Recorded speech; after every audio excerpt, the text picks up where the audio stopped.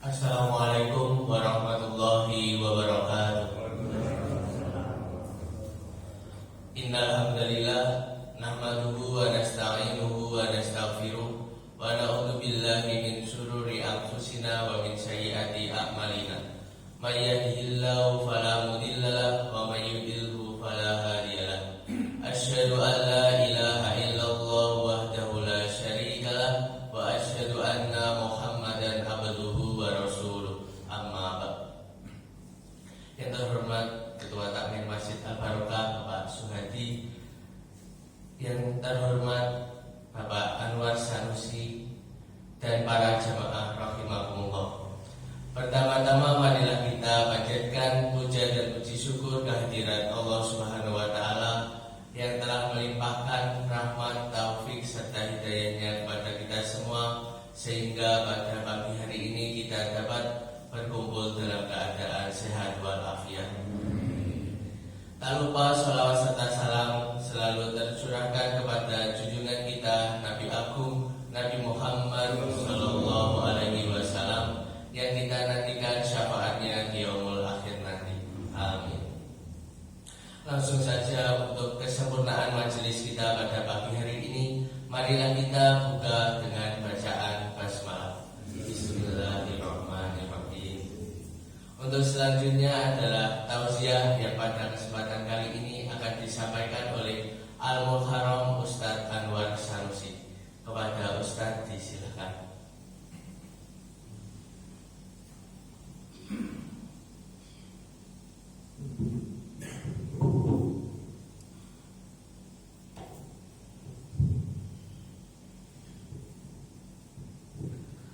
Assalamualaikum warahmatullahi wabarakatuh.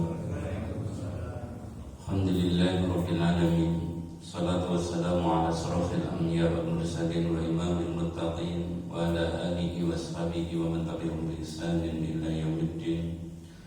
Rabbi shrah li sadri wa yassir li amri wa hlul 'uqdatam min lisani yafqahu qawli. Amma ba'd.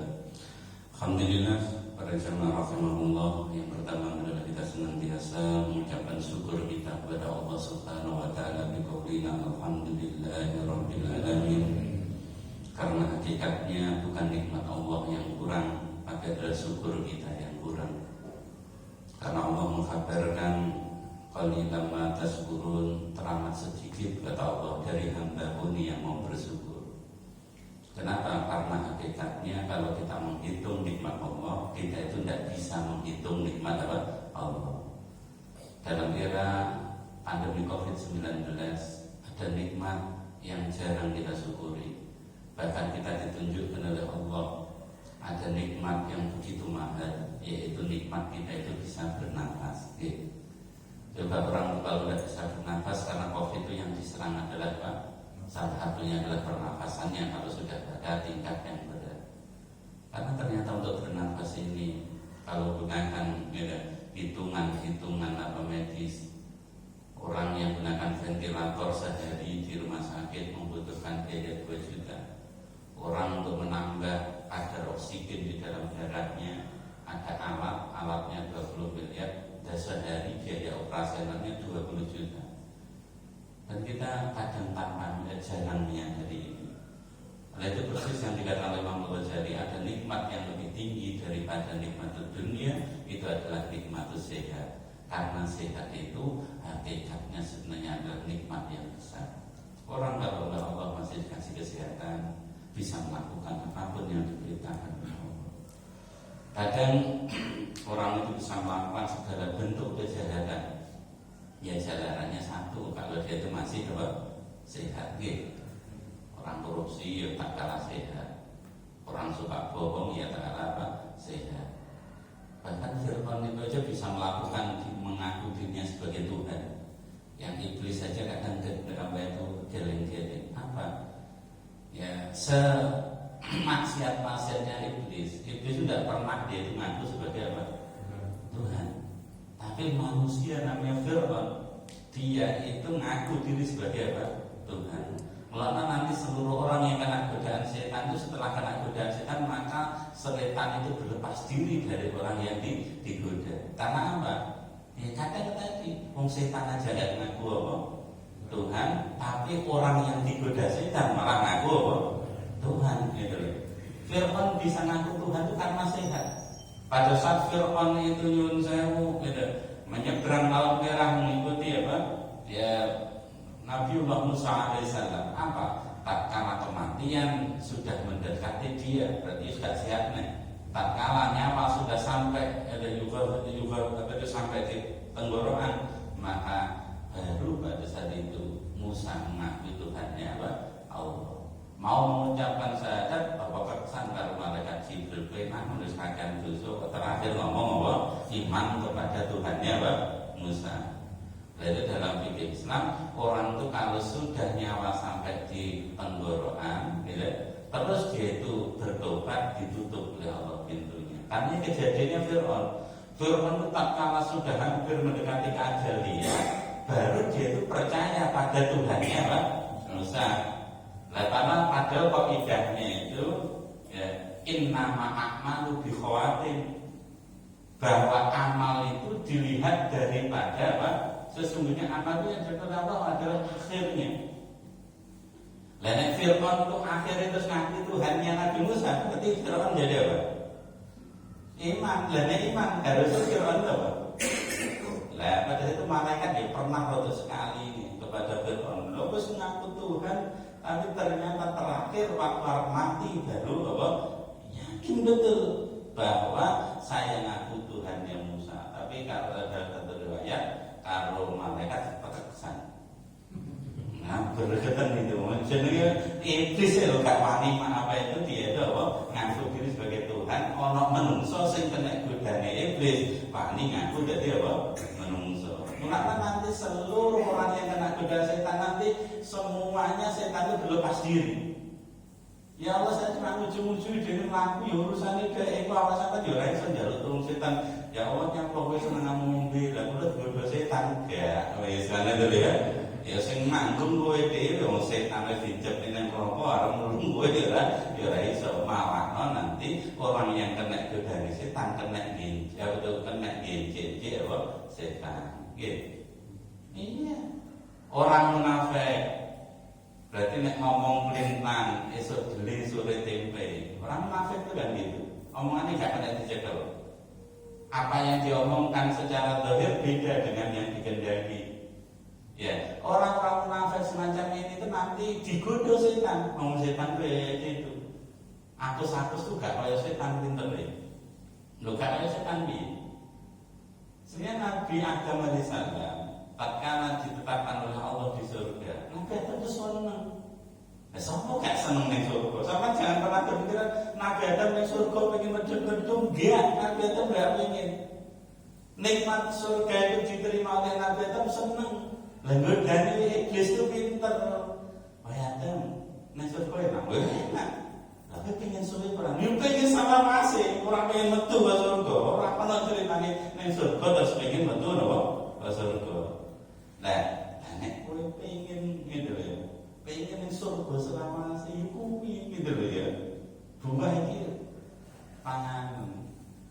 Jadi sebenarnya Nabi Adam itu sebenarnya dia itu ya saking senengnya ditempatkan Allah di surga. Nah, karena saking senengnya ya nek iso selawase digodho karo iblis. Mulane iblis nek ngomong apa itu goda itu dengan kata-kata yang menarik. Lu pengen to. Lha iso kok gak pengen. Terus Nabi Adam dan Nabi Ibrahim dia itu husnudzon. Wong iblis itu dulu dari golongan malaikat. Mosok golongan malaikat kok wani apa ngapusi apa ngaku. Jadi wong kadang itu ya gitu. Nek ngomong elek ya sampean aja husnudzon. Tok wis jelas-jelas elek kok malah kok dihusnudzoni. Orang wis jelas track record-e ngapusi, track record-e niku maling.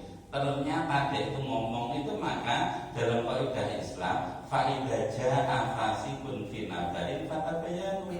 Nek ana wong fasik nggawa berita itu dicek. Lah nek ra dicek ya kaya apa? Husnudzone Nabi Adam kepada apa? Iblis. Wis to, nek kene surga suwe ya panganan kuwi. Lah Nabi Adam yang ngomong iblis itu diciptakan lebih dulu daripada aku, karena iblis dulu dari golongan apa? Malaikat. Mosok dari jauh rono.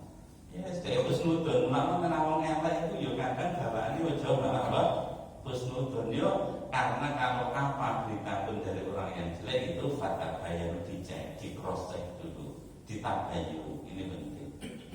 Nah, karena setan akhirnya gitu. Nabi Adam alaihissalam akhirnya tergoda oleh setan. Nah, maka para jamaah rahimahullah, inilah yang kita harus senantiasa, Pak. Ya, Yun Sewu, kita harus senantiasa ya minta perlindungan kepada Allah.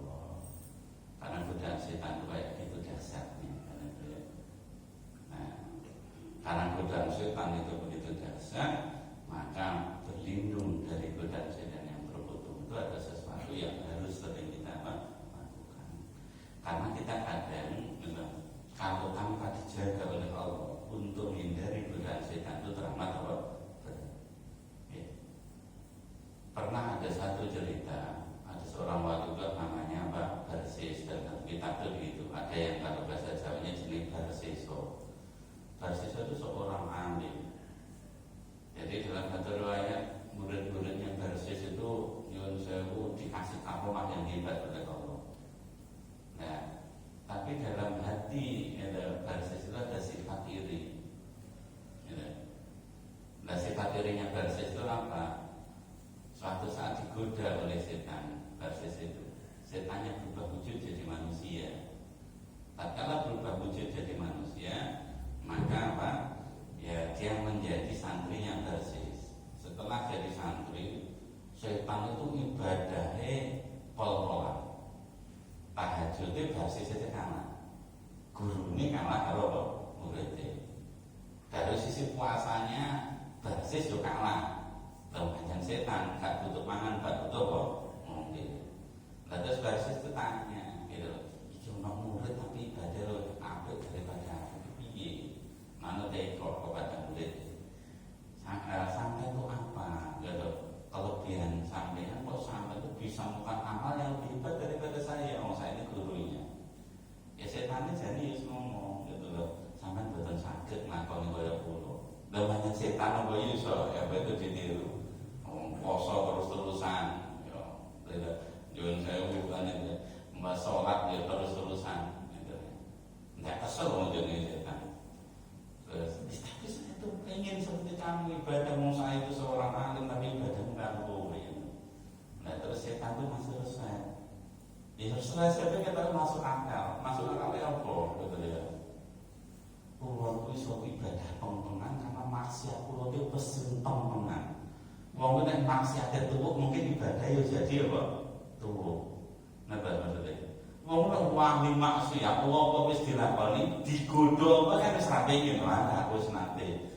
Mau 5 wis dilakoni kabeh. Lah kula wis mau 10 lah niku ya. Nah kan digodho wis gak kena. Oh berarti intine ngono iki. Mana pinter lho setan. Kata-kata iki yo ketok bener. Nek pengen ahli taat yo maksiat ku pol-polan dhewe. Dan ini diangkat dengan mentah-mentah, jadi kita tergoda atau gitu. Aku gak ada rapati pola-pola mau kurang maksiat hebat atau? Dan tentunya akhirnya benar gitu loh. Barsis tergoda. Ya terus opo kan gitu loh, maksiat saya nganu. Ya monggo terus sampean pilih, tapi ora iso lho aku dikoyo kula. Nah betul, akhirnya Barsis tergoda. Tergodanya satu. Lho mosok aku lama Cina ora patut. Wis mulai dosa sing rada cilik-cilik no. Yen mboten napa milih ngombe. Padahal yang namanya minum itu adalah umul khaba'is, itu adalah induk dari segala apa? Kejahatan. Ngombe mari ngombe pikirannya rusak, akhirnya apa kabeh dilakoni. Lah kebetulan Barsis pada saat nglakoni maksiat ajare teko mati kula biru wis akhire suwul apa? Fatimah. Dimana kadang setan itu kalau membisikkan sesuatu pada kita dengan kata-kata yang indah. Dalam Al-Quran bilang begitu, setan itu nggoda kita, isone nggoda toh. Tapi yang nggoda itu dengan kata-kata yang indah. Nglakno wong nek kena godane setan apa pancen sampe ngomong ngono wae apa? Oh pinter. Apa pinter ngono? Ya ngomong sesuai jeneng lho enak ya. Karena salah satunya adalah setan membisikkan pada kita itu dengan kata-kata apa yang indah sampai Barsis tergoda. Nah, lalu para jemaah rahimakumullah,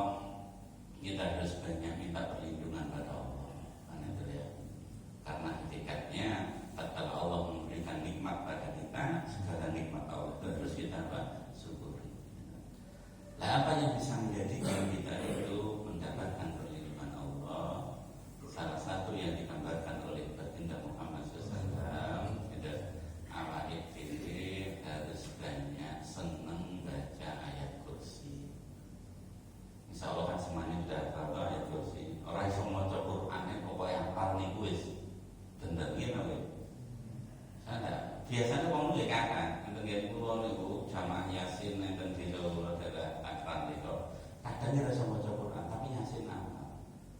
Nah, karena apa? Ben Yasin itu melu setengah ben Yasin melu balik ke rumah kare hafal. Nek kon maca alif bata huruf dia ya ora ngerti. Nggih to nggih.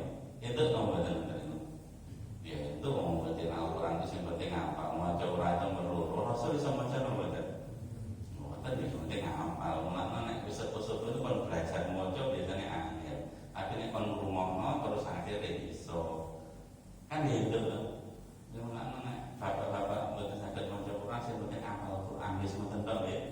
Mboten to ora perlu iso maca. Nek kon maca malah mumet kan. Wis sing penting hafal do piye carane kan. Nah, hafal Quran kok biasa nggih jamaah Yasin mboten padha ya Yasin yang saking mati akhir apa itu surat ya apa sadar macam orang ya rasa dilokno nah sing penting bisa apa. Nah, salah satu yang perlu sering banyak kita baca itu adalah surat apa ayat kursi ini penting salah penapal apa salah penapal. Nah, kenapa Pak ayat kursi itu perlu sering kita baca? Karena dalam ayat kursi digambarkan oleh para ulama Imam An-Nawawi rahimahullah, dalam ayat kursi itu ada 7 sifat Allah yang paling utama. Sampai paling hafalin ayat kursi diwaca engko insyaallah afisi ngoten nggih. Nah, sampeyan tiap hari biasanya khasiat itu. Nek ora ono khasiat kadang merapati lho. Tiap hari itu Al-Qur'an kok dhewe apa digoleki khasiat. Lho kan khasiatnya sekarang ngoten to nggih. Nah, kenapa ayat kursi itu menjadi istimewa? Karena dalam ayat kursi itu ada 7 sifat Allah. 7 sifat Allah itu yang pertama dalam ayat kursi itu ada sifat ilahiyah. Gitu. Jadi Allahu la ilaha illa huwa. Allah itu adalah gitu. Allahu la ilaha, tidak ada ilah. Jadi Allah itu adalah Tuhan kita. Allah itu adalah sembahan kita. Tidak ada sembahan kecuali hanyalah Allah. Maka di sini ada sifat ilahiyah. Allah itu sebagai ilahun, sebagai sesembahan kita. Jadi ada sifat ilahiyah yang menunjukkan Allah memberikan penegasan tentang dirinya. Allahu la ilaha illa huwa hayyul qayyum. Jadi yang pertama dalam ayat suci itu ada sifat ilahiyah. Ada sifat wahdaniyah karena la ilaha illa, tidak ada ilah. Berarti ada wahdan, hanya satu-satunya yang berhak disembah adalah Allah. Dalam ayat kursi itu ada sifat hidupnya Allah. Ana Tuhan tapi terus gak hidup, kira-kira hebat apa ora? Ini kan pati hebat. Lah mosok ana Tuhan mati, ya kan? Ana Tuhan kok apa? Ya mati. Mulanya sifat Allah dikatakan Allah itu al-hayyu, Allah itu maha hidup. Gitu. Mulanya ana Tuhan tapi ora urip iku gak layak disebut apa? Tuhan. Nggih. Orang manusia itu kadang hebatnya si urip, kadang wis mati ora pati napa? Hebat gitu nggih. Lah kok terus ana Tuhan yang harusnya lebih hebat dari makhluknya terus mati, itu ya gak urip. Gitu. Mulanya sifat Tuhan yang ditunjukkan oleh Allah dalam ayat kursi, Allah itu maha hidup. Al-Hayyu, Allah itu senantiasa hidup. Sebelum ada kehidupan, maka Allah itu Al-Hayyu, Allah itu ya hidup. Ini juga membantah. Kalau orang-orang non-Muslim, orang-orang Nasrani katakan bahwa Tuhannya itu adalah 3, tapi ternyata ya pernah mati, ya repot. Nek pas urip jenenge apa? Ya Isa. Nek sebelum saat mati namanya Roh apa? Kudus. Lah Tuhan kok apa? Mati ya wis ora perlinting bahasane to. Apa bahasa ini bahasa agama itu ya itu. Lah ini yang sekarang itu agama Islam itu mau dihapuskan dari pelajaran apa? Pelajaran sekolah. Bahkan ada kelompok Nasrani yang memprotes bahwa pelajaran Islam itu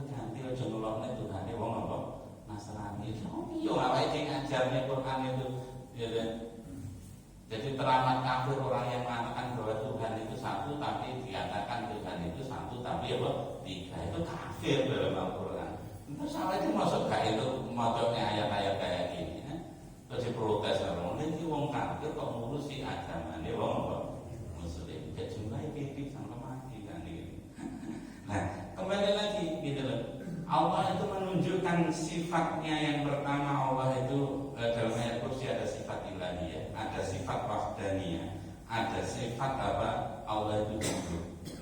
Yang berikutnya dalam ayat kursi ada sifat ilmu Allah, ada sifat kerajaan Allah, ada sifat kekuasaan Allah, ada sifat iradat Allah. 7 sifat itu ditunjukkan oleh Allah dalam ayat kursi. Mulanya tak kalah, gitu. Sahabat Ubay bin Ka'ab, gitu. Tak kalah sahabat Ubay bin Ka'ab itu ditanya oleh siapa? Ditanya oleh baginda Muhammad SAW. An Ubay bin Ka'ab qala Rasulullah SAW, ya Abul Mundir, atadri ayy ayatin min kitabillahi ma'aka a'dham. Wahai Ubay bin Ka'ab. Ubay bin Ka'ab itu dia itu salah seorang sahabat yang dia itu hafidhul Quran. Itu Ubay bin Ka'ab. Ya, Ubay bin Ka'ab ada 2, Ubay bin Ka'ab bin Salul, ada Ubay bin Ka'ab bin siapa? Saya lupa ini. Jadi ya bin Mundir. Jadi Ubay bin Ka'ab itu salah seorang sahabat yang dia itu min ahlil Quran, dia hafidhul Quran. Karena Ubay bin Ka'ab itu hafal Al-Quran, maka ditanya oleh apa? Siapa itu oleh Rasulullah, ya Abul Mundir, gitu. Wahai Abu Mundir, anta dari ayatin min kitabillahi ma'aka a'dham. Apakah kamu tahu ayat yang paling agung yang ada pada dirimu? Apakah kamu tahu, gitu, menurutmu ayat apa yang paling agung yang ada pada dirimu? Wong dia itu hafal Quran. Berarti mulai dari Fatihah sampai apa? Ya belum apa, wong dia itu hafidhul Quran. Terus ditanya, tahukah kamu ayat yang paling agung yang ada pada apa? Dirimu? Karena sahabat Ubay bin Ka'ab itu ditanya oleh Rasulullah, qultullahu wa rasuluhu a'lam. Yo, ditanya itu para sahabat itu, dia berkata Allah dan Rasulnya itu yang lebih tahu. Para sahabat itu arep jawab napa-napa ya ora dijawab. Karena hakikatnya mosok itu nguyai segoro. Wong Rasul itu yang lebih tahu toh. Lah kok malah tekok nang apa? Ubay bin Ka'ab ngetes karena katanya Mulanya jawaban dari sahabat Ubay bin Ka'ab radhiyallahu anhu, ya, qala qultullaha wa rasuluhu a'lam. Dia mengatakan Allah dan Rasulnya lebih tahu. Gitu. Terus gitu kan. Ya, Rasulullah tanya lagi, ya Abul Mundir, anta tri ayatin min kitabillahi ma'aka a'dham. Tahukah kamu apa ayat yang paling agung yang ada pada dirimu? Maka Bapak itu sahabat Ubay bin Ka'ab menjawab, karena disebut Rasul sampai 2 kali. Qala qultu, kemudian ya Ubay bin Ka'ab berkata, apa perkataan? Allahu la ilaha illa huwal hayyul qayyum. Dia membaca ayat kursi. Setelah baca ayat kursi, qala, kemudian Rasulullah bersabda, fadarab fi sadri. Jadi apa itu siapa tadi? Apa itu Ubay bin Ka'ab setelah baca ayat kursi sampai selesai, maka Rasulullah menepuk dadanya Ubay bin Ka'ab itu gitu. Terus dia itu Rasulullah SAW bersabda, Rasulullah bersabda, wallahu la yahnika ilmu Abul Mundir. Jadi Rasulullah SAW akhirnya apa?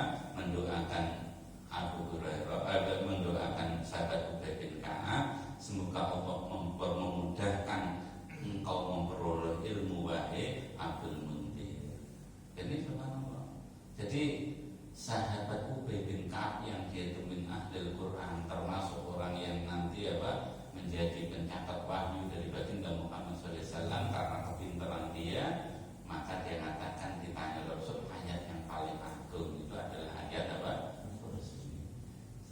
mengikuti itu didoakan ke Rasul, tepuk dadanya dekat sama Rasul. Rasul berdoa semoga Allah memudahkan engkau bin Ka'ab untuk memperoleh ilmu wahai Abdullah Munti.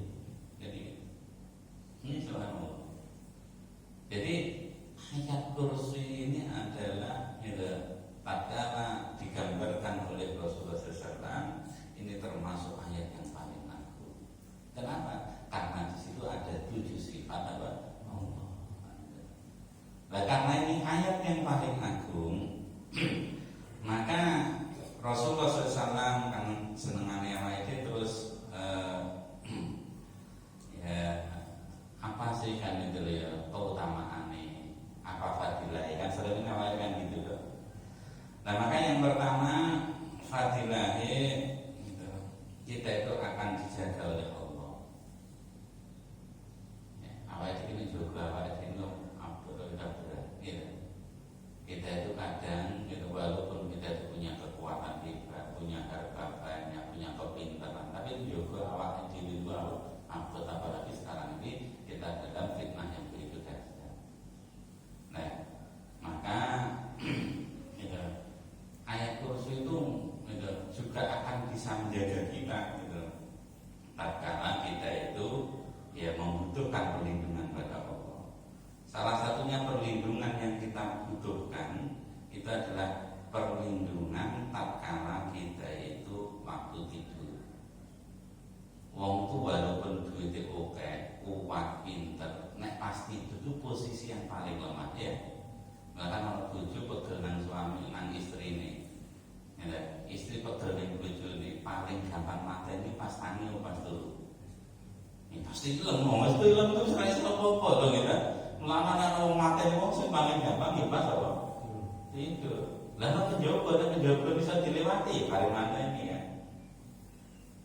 Melana ayat kursi itu yang pertama disunahkan pada kita itu adalah dibaca sebelum tidur. Kenapa? Karena posisi tidur posisi kita yang paling lemah. Udah. Kita nggak bisa menjaga diri. Nek sik tangi ngoten iso dibacok mau ngindar, dibacok mau mlayu. Selesai. Tapi nek pas tidur dibacok mau kira-kira lho. Ya mbok kan yang mulai ya. Wis gak iso apa-apa. Lalu tatkala posisi kita itu tidur posisi yang paling lemah. Saya yakin jenengan pas sholat dibacok baru sak khusus kira-kira maju ora. Nah, ngono kresek wae dhewe wis ya. Wis ora iso konsentrasi jenengan pada sholat gitu ya. Nek dipanteni lho mesti jelas apa? Iso mlayu. Nek sholat wae dhewe salate para sahabat. Mulane para sahabat itu dibunuh itu bukan pada saat tidur, pada saat apa? Karena orang kafir ngerti wong Islam ini sholat khusus wis gak mikir donya. Mulane sampean tahu siapa? Sahabat Umar bin Khattab radhiyallahu anhu dibunuh pada saat apa? Sholat subuh. Nek sing imam kula ora mateni ini kira-kira lah apa itu kerasa kayak apa? Sikap apa? Jadi sahabat Umar bin Khattab dibunuh pada saat apa? Sholat. Sayyidina Ali dibunuh pada saat apa? Sholat. Iya kan? Nah, dibunuh pada saat sholat taruhan Husnul Khotimah. Dan dia dibunuh terus pada saat tidur dulu. Seperti apa? Lalu yang pertama ayat kursi itu diperintahkan oleh Rasulullah SAW untuk kita baca sebelum tidur. Kenapa perlu kita baca? Diriwayatkan dari Abu Hurairah radhiyallahu anhu bahwa pernah Abu Hurairah radhiyallahu anhu itu waktu tidur itu didatangi oleh siapa? Didatangi oleh setan. Setan itu pernah buka rahasia, ya mulane setan itu rada bodoh. Mulane sampean nek dilakne setan itu rapati pinter. Lepas rapati pinter. Buktinya ini dalam hadis yang panjang. Abu Hurairah radhiyallahu anhu itu cerita kepada Rasulullah, ya Rasulullah, aku didatangi dalam mimpiku 3 kali. Nah, waktu didatangi dalam mimpi tadi, dia yang menceritakan. Ceritanya itu menarik, bahwa tatkala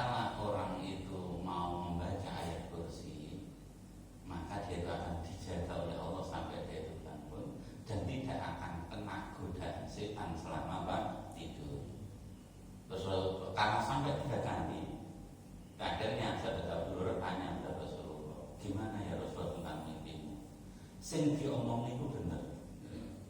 Bahwa orang kalau mau tidur baca ayat kursi maka dilindungi oleh Allah sampai itu bangun dan akan dijaga dari godaan setan selama dia masih tidur. Tapi sing ngomong itu pendusta. Nah kok sudah ya Rasulullah, iya kuwi setan sing nekoni kowe. Tapi sing diomong nih apa? Bener. Lah itu ana setan tapi buka apa? Muka mati, yo setan ini goblok tuh berarti kan. Lalu setan ini ora pati-pati pinter kan, dan bagi tetap pinter apa? Menungso. Karena aturan didatangi setan, gitu loh. Setannya itu ya tadi 3 kali, gitu. Ngasih apa? Kabar.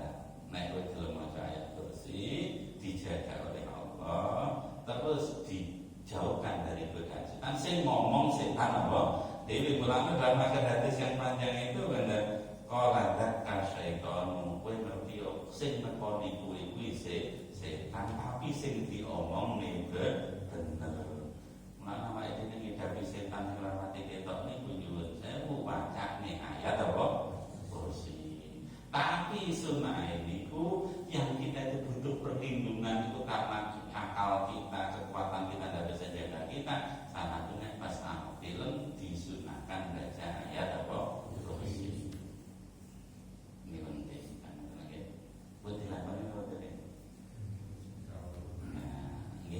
Pengen digodani setan yo iku kan wong setan wis bukan apa resep. Yang berikutnya ayat kursi itu disunahkan untuk banyak dibaca itu setelah waktu apa? Salat. Dikatakan oleh baginda Muhammad SAW, man qara'a ayatul kursi fi duburi kulli sholatin maktubatin. Dan barang siapa yang membaca ayat kursi setiap selesai waktu sholat, setelah selesai waktu sholat, ya, fi duburi kulli sholatin maktubatin. Dubur itu ya, bahasa Arab sebenarnya. Dubur itu boleh ning mburi, kan nonton nggih. Melano sapa wong sing gelem maca ayat kursi setiap selesai sholat maktubah, berarti sholat yang diwajibkan oleh Allah, ya, maka lam yang makhu min dukhulil jannah, pasti dia itu akan dimasukkan oleh Allah ke surga. Ini janji dari baginda Muhammad SAW. Sapa wonge man qara'a ayatul kursi fi duburi kulli sholatin maktubatin. Barang siapa yang membaca ayat kursi setelah selesai waktu, setelah setiap selesai sholat maktubah, lam yang makhu, dia tidak akan terhalang min dukhulil jannah, dari masuk surga, illa an yamuta, kecuali apa? Kematian dia.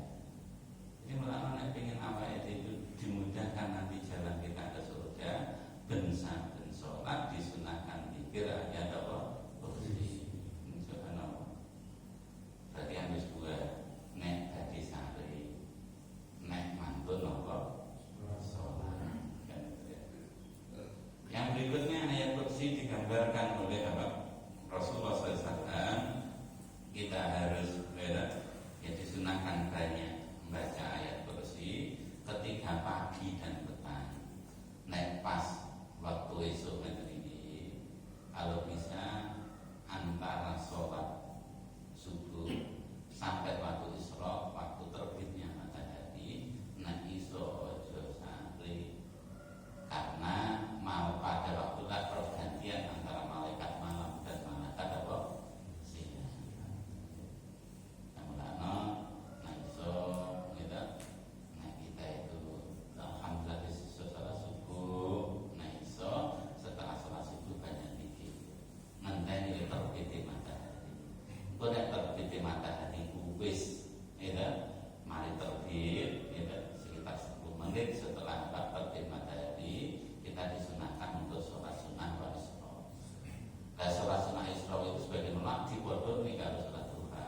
Tapi para ulama yang jumhur, sholat isra itu beda dengan sholat duha, walaupun dilakukan di waktu duha. Kenapa? Karena sholat sunnah isra itu syaratnya ono melu sholat subuh bersamaan di masjid, nunggu sampai waktu terbit matahari. Nah, sholat duha perlu ada syaratnya ngoten apa mboten? Mboten, sholat duha mau waktu duha ya sholat apa? Duha. Tapi kalau sholat sunnah isra itu salate ya kudu sholat apa subuh, nunggu terbitnya matahari, baru setelah terbit matahari lebih 10 menit atau 15 menit baru apa sholat. Kenapa? Karena sholat pas menerbitkan srengenge ini itu dilarang oleh apa?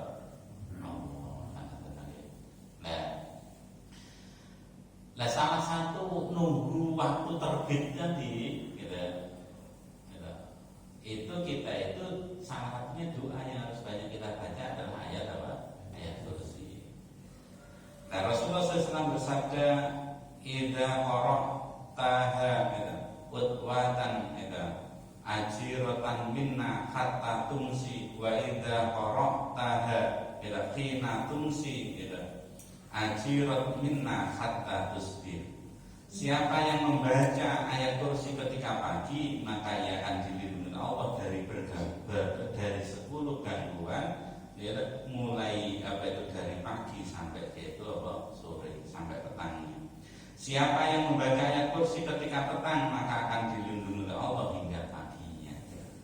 Teman ayat kursi itu bisa dijawab ngizikir esok karo ngizikir sore, karena dijanjikan oleh Rasulullah bahwa orang yang baca ayat kursi akan dilindungi oleh Allah, mulai dia baca pagi sampai sore.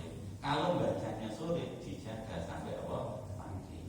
Bismillahirrahmanirrahim. Karena hakikatnya kita itu butuh perlindungan Allah.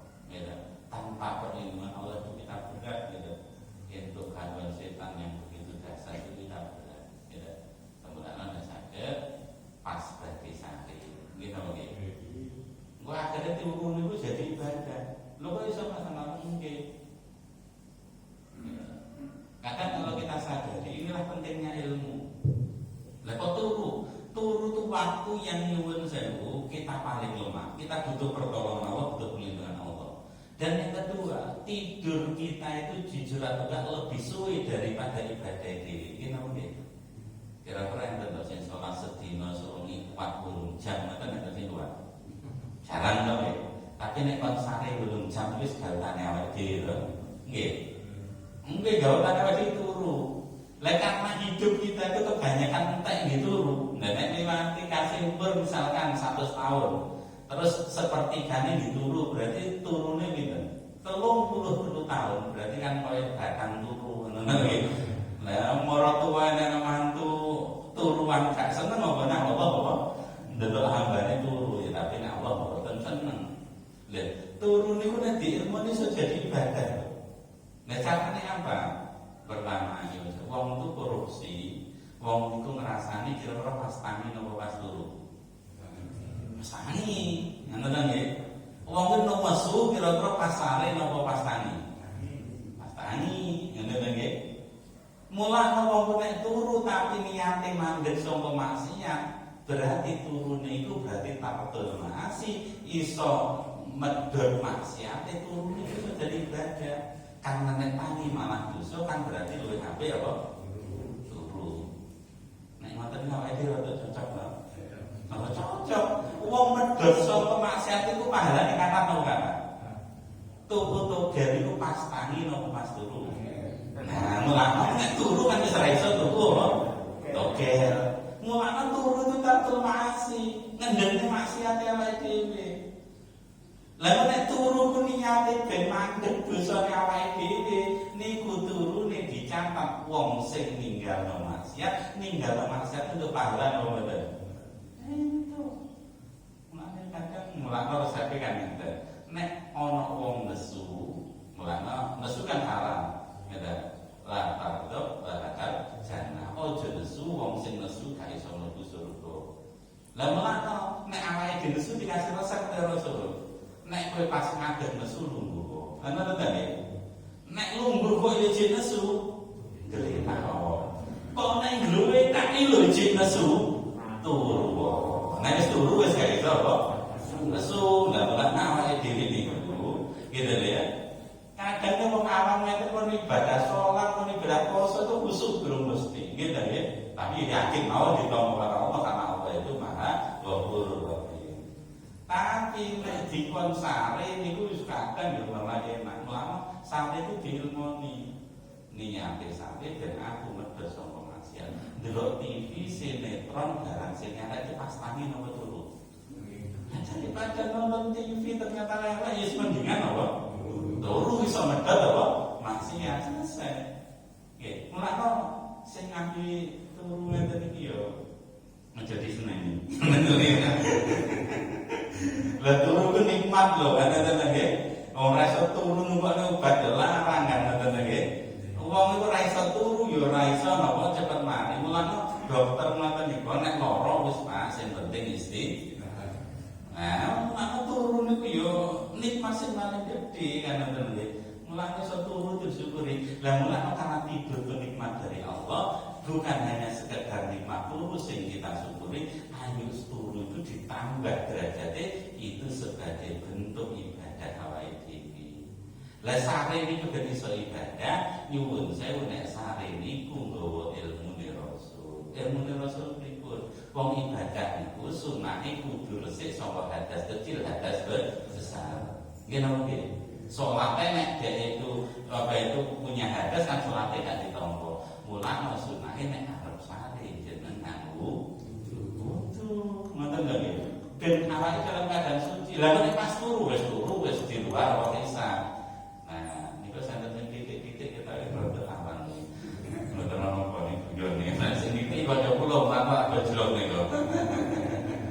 Nah, mulane napa? Lah setelah kita itu ambil wudu terus awake dhewe sarene mandheng ngalor, terus miring kanan. Ngoten nggih. Kenapa kok disunahkan miring kanan? Nek miring kiri niku nindhihi jantunge awake dhewe. Karena jantung itu nggone teng pundi? Enten kiri, mboten enten kanan. Ngoten nggih. Lah nek turune miring kanan, miring kiri itu kan miring napa? Kiri. Itu kan jantung terhimpit. Nek jantung terhimpit nyuwun sewu, banyak orang yang pada saat tidur malah kena serangan apa? Nah, mulane sunah Rasul turune niku napa? Miringe kanan. Lah nek kelonan karo garwane ya rasa diceritakne iku sampeyan ngerti dhewe kan ngoten lho. Berarti nek pas kelonan ya mesti ora napa? Ora sare. Kan mungkin gitu pas sare maksud dulu. Jadi, nah pada saat sudah kita itu miring kanan, madhep ngalor, arahnya ke arah kiblat, salah satu doa yang dibaca adalah ayat apa? Kursi. Karena orang yang belum membaca ayat kursi pasare itu dijogo oleh Allah. Wong sing waktu sare belum membaca ayat kursi didokne saka godaan setan yang terkutuk. Wong niku nek kena santet pas tangi apa pas sare? Sampai nanti pengalaman pasar itu. Jadi orang itu misalkan santet itu masuk pada seorang butuh pada saat tidur karena pada saat itu kondisi yang paling lemah. Nah, kita gak bisa orang cerita wong itu wong sing pasare iso maca ayat kursi jarang, kecuali pas mimpi kowe jasetan terus maca apa ayat kursi nggih. Nah, mulane santet masuk bukulnya orang-orang ahli sihir itu masuk ya pasare. Lah mulane pasare itu setan juga paling mudah goda kita. Mulane sing itu nek pasare kok mimpi elek itu berarti kita apa? Kena goda setan. Mulane kita disunahkan dan tangi, mari tangi kita itu baca tahu. Kan ngoten lho. Nah, maksud kita apa? Tidur itu nek gunakan sunnah Rasul. Itu nanti jadi ibadah awake dhewe. Ngoten nggih. Nah, mulane ibadah tidur karena awake dhewe sik senengane apa? Turu. Ngoten nggih. Ngaku mawon turu ya gampang. Ngoten nggih. Ya disyukuri mawon turu wae nikmat Allah sing paling gedhe kan adalah tapi diilmoni beda dinilai ibadah kepada Allah. Jadi Bapak Ibu rahimahullah, inilah ya minimal ayat kursi kita baca setiap kita itu sholat akan dijaga oleh Allah. Karena kita baca gitu. Kalau kita oleh sholat baca ayat kursi jalan kita masuk surga itu dimudahkan oleh Allah. Yang kedua kalau kita pada saat apa dan petang kayak gini banyak baca ayat kursi karena dijaga oleh Allah sekali ya Pak. Yang ketiga pada saat tidur kita itu mau tidur kita sunahkan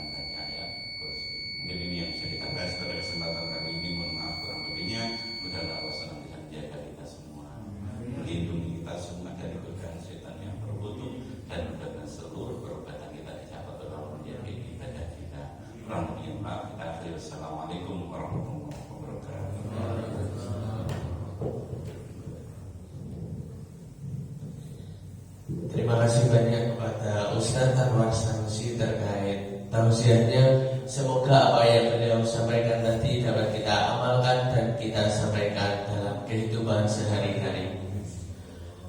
Usai sudah majelis kita pada pagi hari ini, marilah kita tutup dengan hamdalah dan doa